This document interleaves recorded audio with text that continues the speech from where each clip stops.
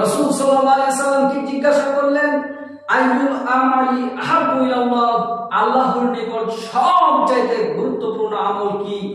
রাসূল সাল্লাল্লাহু আলাইহি সাল্লাম বললেন, as-সালাতু আলা ওয়াক্তিহা, সময় মতো সালাত কায়েম করা।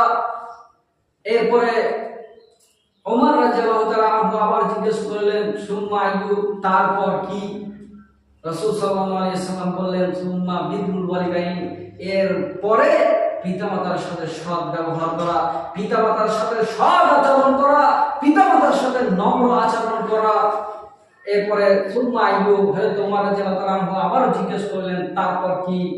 রাসূল সাল্লাল্লাহু আলাইহি সাল্লাম বললেন, আল জিহাদু ফি সাবিলিল্লাহ, এরপরে হচ্ছে আল্লাহর রাস্তায় জিহাদ করা। তার মানে আল্লাহর পরে পরে পিতামাতার স্থান দিয়েছেন।